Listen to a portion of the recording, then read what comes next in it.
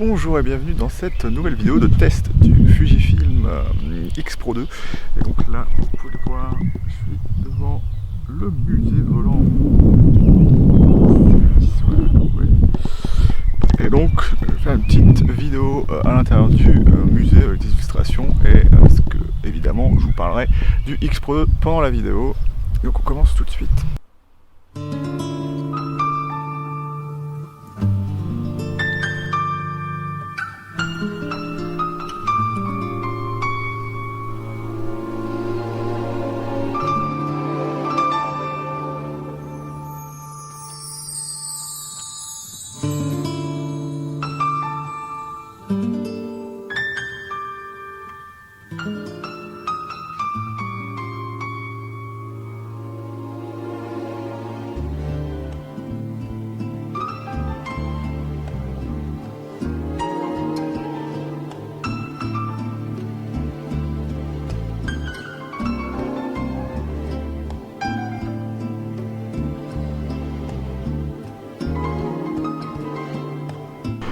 Donc ici on a un Corsair F4U5, donc c'est pas le plus connu, hein, mais c'est un des plus récents qui soit sorti. Là, je vais le cadrer derrière moi.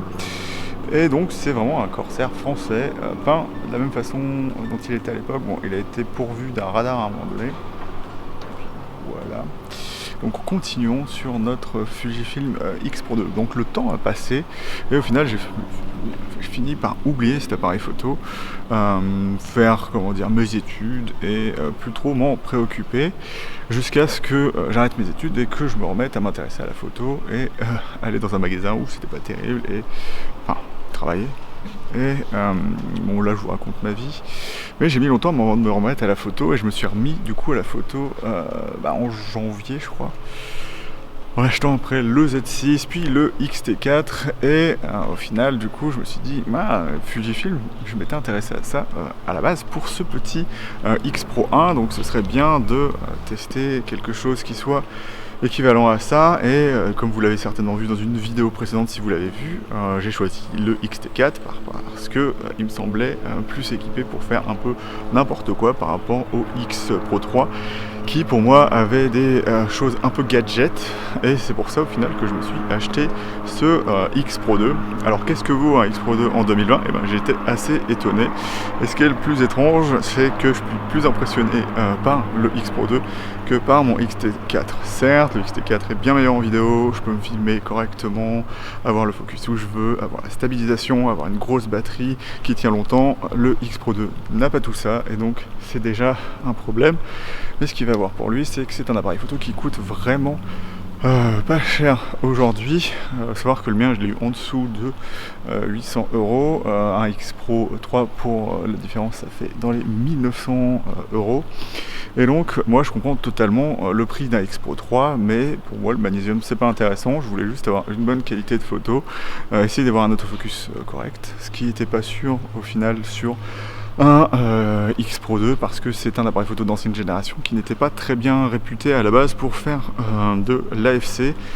Et donc j'étais assez surpris de ce côté-là. Alors certes, je l'utiliserai pas beaucoup en vidéo, mais je vais parler de ce qui m'impressionne là-dessus. Et vous pourrez voir aussi des photos qui arrivent du musée, prises toutes à l'OVF. Et donc c'est ça qui va être le plus important dans ce test. C'est un test totalement fait à l'OVF pour vous montrer qu'on peut faire des très bonnes photos en restant sur l'OVF.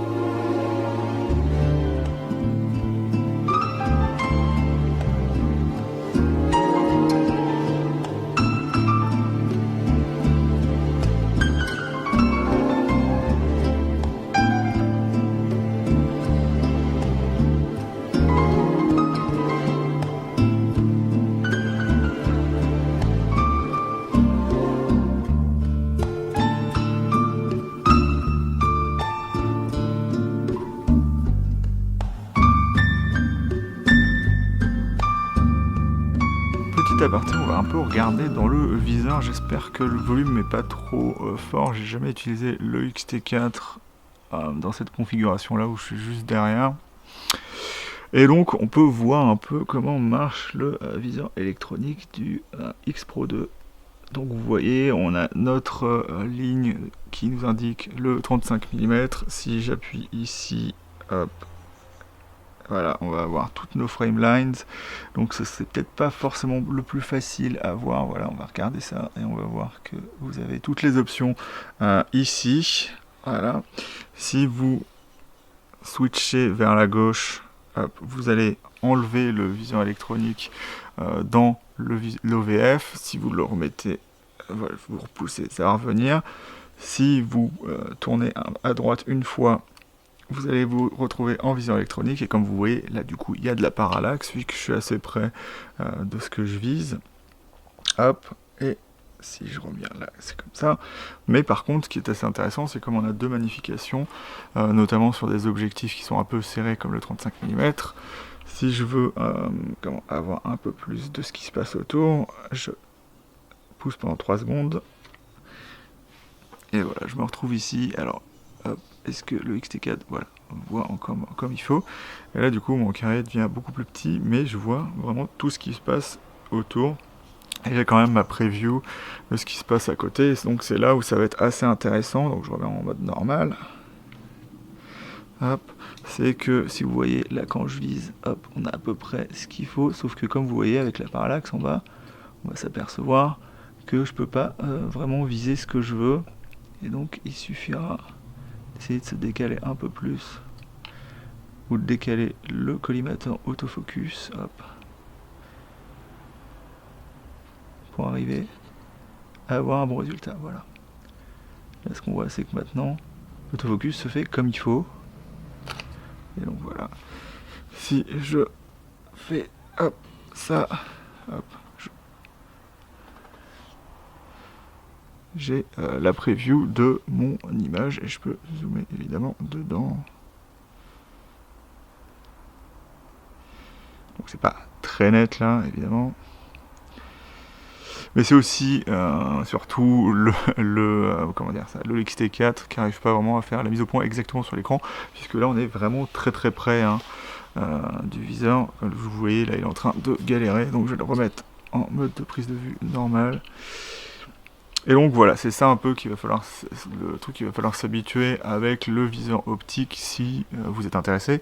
C'est que il va falloir, lorsque vous êtes vraiment avec de la parallaxe, essayer de vraiment viser sur le côté des choses, ou un peu plus sur la gauche que sur la droite, puisque l'optique étant plus à droite que le viseur, au final, lorsque vous visez des choses, il se peut qu'il y ait un élément en arrière-plan que l'appareil photo voit et que vous ne voyez pas, et que lui fasse l'autofocus là-dessus plutôt que sur l'objet que vous voyez.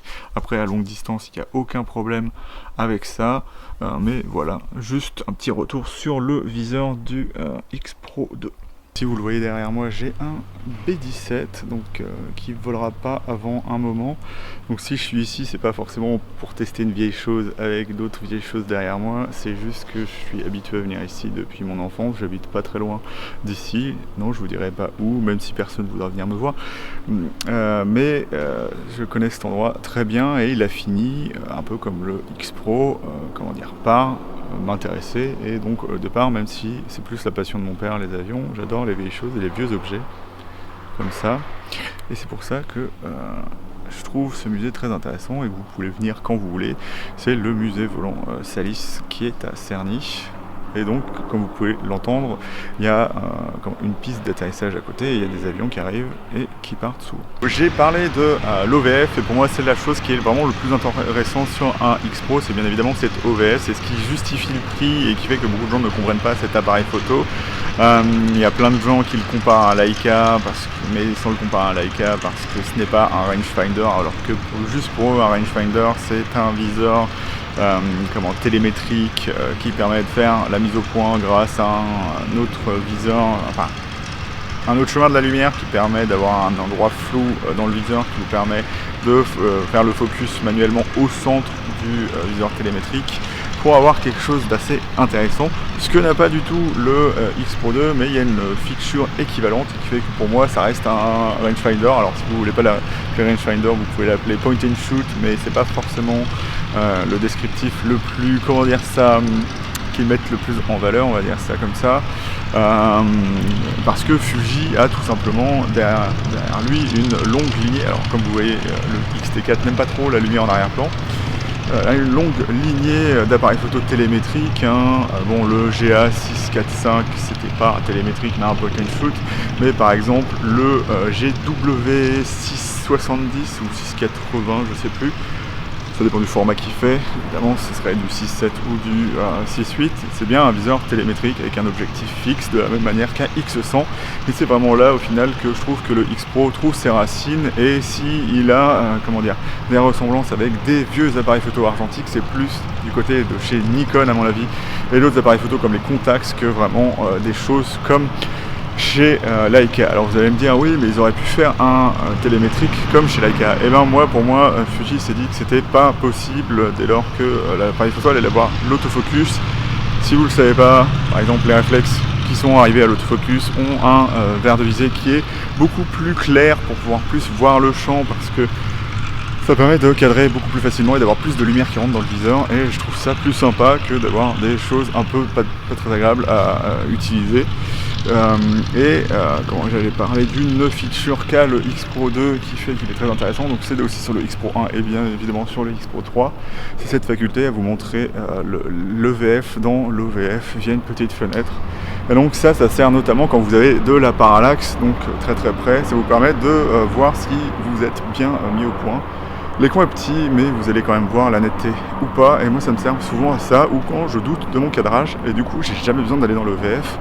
Ce qui est un petit peu problématique avec l'X Pro 3, cependant, lorsque vous utilisez l'OVF, vous êtes limité dans ce que vous pouvez faire avec l'autofocus. Aussi, cet OVF, avec la magnification du viseur qui peut être changé de 0,36 à 0,60, est vraiment très intéressant. Donc vous pouvez utiliser une large gamme d'objectifs, un peu plus large que le X Pro 3 du moins.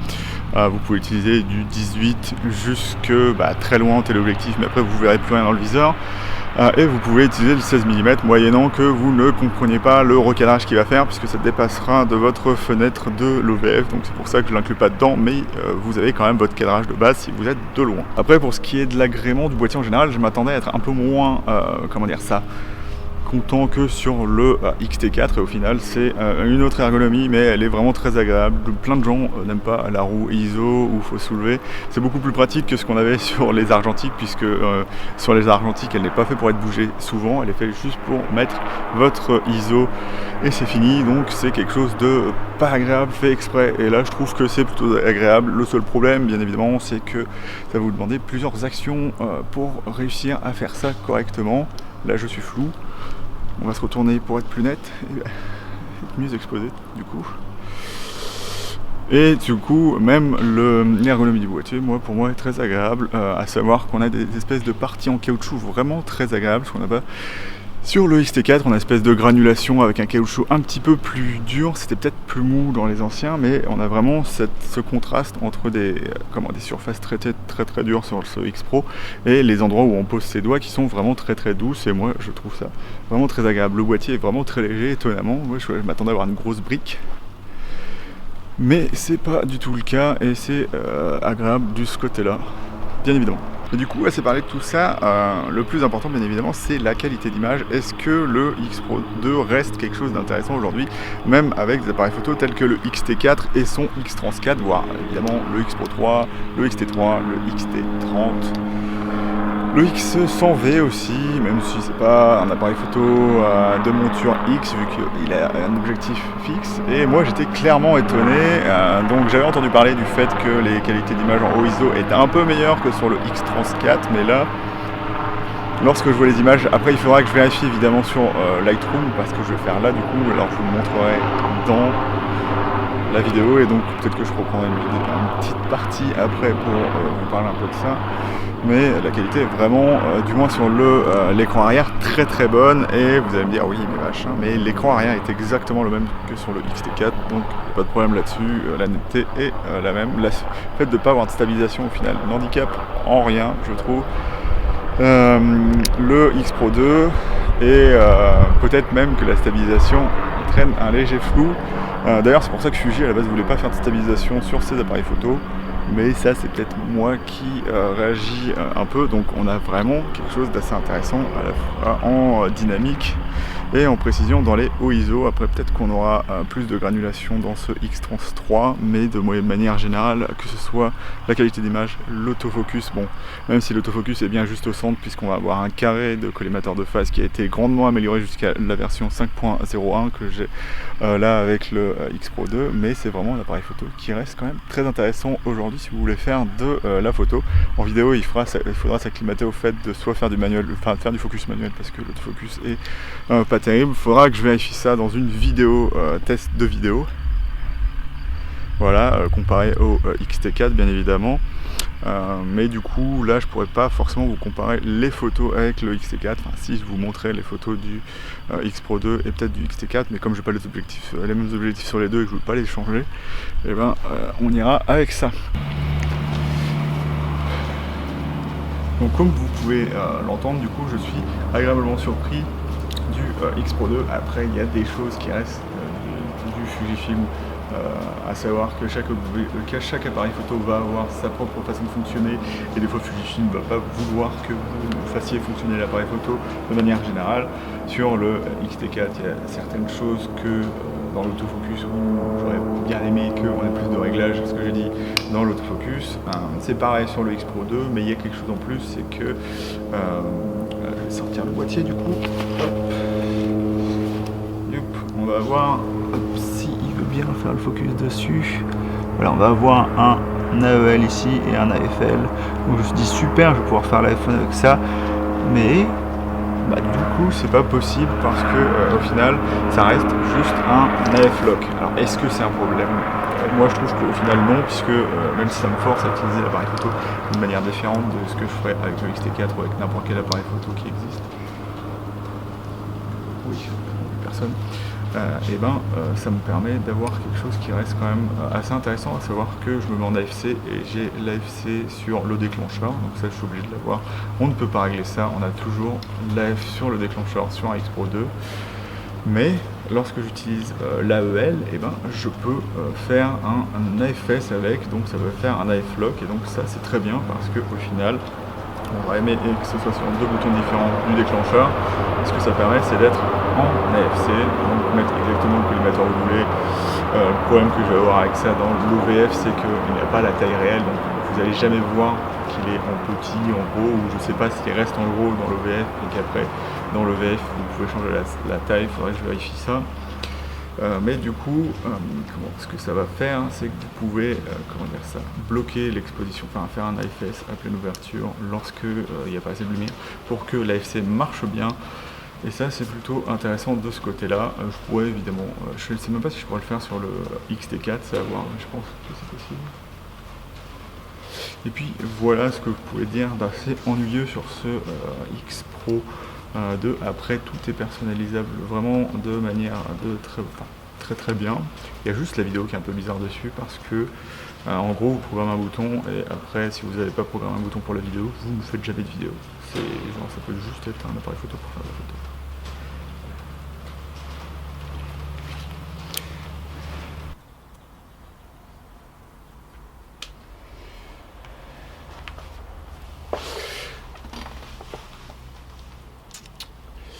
Il va être maintenant temps de conclure avec ce X Pro 2. Alors ça reste un test initial du X Pro 2 fait en 2020 par un utilisateur du X-T4 qui me filme maintenant avec le 16 mm de 8. J'ai voulu rester avec ça, et puis le Z6 a le téléobjectif dessus, donc je voulais pas forcément l'utiliser. Alors, qu'est-ce que je pourrais dire? À qui peut prétendre le X Pro 2 en 2020? À peu près tout le monde, au final. Ceux qui veulent un boîtier secondaire Fujifilm peuvent trouver ça intéressant, notamment si vous cherchez ce viseur OVF, parce que au-delà de ça il va pas avoir beaucoup plus d'intérêt que le X-T2 qui se trouve à un prix vraiment très bien en ce moment. Après c'est peut-être plus intéressant pour les utilisateurs de XT de mettre un peu plus d'argent dans un XT3 d'occasion que d'essayer de trouver un XT2 neuf. Moi j'ai eu ce X Pro 2 neuf, reconditionné, pour vraiment pas très cher. Les neufs seront évidemment un peu plus chers, ils vont dans les 1000 et quelques euros, ce qui reste quand même assez cher pour un appareil photo d'ancienne génération comme ça, mais qui reste quand même moins cher que ce qu'on peut avoir avec un X Pro 3, tout en ayant une expérience similaire, voire meilleure si vous voulez avoir un meilleur viseur OVF, ou plutôt moins compromis dans la façon d'être utilisé juste en OVF, hein, parce que au final on aura une meilleure magnification dans le viseur du X Pro 3. Après, par rapport au XT3, est-ce que le viseur est mauvais en EVF? Non, pas du tout, il est très très utilisable, et comme je l'ai dit, cet écran qui est de la même définition que le XT4, j'ai vraiment aucun problème à utiliser les deux, et c'est ça qui va vraiment être intéressant avec ce X Pro 2, c'est si vous cherchez l'OVF et la qualité d'image Fuji, tout en payant pas trop cher, au prix de juste 2 millions de pixels, ce qui ne se voit pas vraiment dans toutes les photos que j'ai pris, prenez ce X Pro 2. Après, tous les problèmes qui ont été rencontrés par d'autres gens, moi je les ai pas forcément eu. Le correcteur dioptrique est pas forcément très facile à bouger au final, hein. Moi je pensais que ça allait bouger dans tous les sens et que j'allais avoir des problèmes. La compensation d'exposition peut bouger, mais moi je l'ai automatiquement dans l'OVF quand je prends des photos, donc j'ai pas de problème. Moi je le règle plutôt pour le mettre avec les informations comme l'ISO et tout ça, comme ça me gêne pas dans le viseur. Et pour moi, ça a été vraiment une expérience très très bien, ce X Pro 2, à part peut-être évidemment la batterie, mais c'est le cas de tous les appareils photo Fuji jusqu'au XT4, même le X100V aura cette même batterie NPW 126S qui, est utilisable, mais elle s'use quand même assez vite. Là je suis déjà à 80% de batterie, alors que je m'en suis pas servi aujourd'hui et je l'ai juste rechargé hier. Alors il faudrait que je regarde si j'ai pas laissé le Bluetooth dessus. On verra ça. Mais du coup, c'est ça que moi je retiens, c'est que à côté d'un XT4, il a vraiment pas de problème à tenir comme il faut. J'ai été assez étonné. L'autofocus marche très bien, à la fois en AFC, en AFS. Les moins 6 EV du XT4 permettent un focus un peu plus rapide, je trouve, mais c'est pas vraiment le jour et la nuit avec l'autofocus du X Pro 2 qui certes sera limité, mais vous aurez quand même une très très bonne expérience de ce côté là. Et qu'est-ce que je peux rajouter là-dessus? Comme je l'ai dit, il y aura quelques trucs qui seront uniques au X Pro 2 et vous pourrez pas forcément changer, ce qui est un peu dommage, comme pas de possibilité de faire de l'iPhone, vous pouvez juste faire de l'AF-Lock, enfin un espèce d'AFS lorsque vous êtes en AFC, ce qui n'est pas moins pratique, puisque par exemple là je peux prendre une photo, j'utilise ça, là je suis en AFC, et là par exemple je peux mettre, en faisant avec l'AEL, je fais un AF-Lock, et c'est bon, ça me permet d'avoir des photos très très nettes dans n'importe quelle situation. Après évidemment je ne conseille pas cet appareil photo pour les gens qui veulent faire de la vidéo. Je pense que je ferai jamais de la vidéo avec ce boîtier, à part si je veux peut-être faire des plans larges un jour et j'ai vraiment besoin d'avoir un troisième boîtier. Il peut faire de la 4K, mais c'est vraiment pas l'appareil photo fait pour ça. À savoir que aujourd'hui, hein, par rapport à ce que vous aviez à l'époque, il reste quand même bien meilleur le X Pro 2 avec le firmware 5.01 qui fait que l'autofocus est quand même à moins 1,5 EV, ce qui est au final assez correct pour un mirrorless. Et donc voilà, je vais peut-être pas encore continuer là-dessus, ça reste un test initial de mes conclusions par rapport à l'utilisation d'un XT4. C'est vraiment un très bon appareil photo et je pense que vous pouvez l'acheter sans problème. Après peut-être que neuf, c'est un peu cher, mais ça restera quand même moins cher qu'un X Pro 3, tout en ayant une expérience similaire, voire meilleure si vous utilisez l'OVF. Donc je vous dis salut et à bientôt dans la chambre de Goupil. N'hésitez pas à commenter si vous avez d'autres commentaires à faire là-dessus sur votre expérience personnelle pour les gens qui voudraient acheter cet appareil photo. N'hésitez pas à dire aussi peut-être des choses que j'ai oublié de dire sur le X Pro 2. Je pense en avoir fait assez le tour. Et je vous dis salut et à bientôt.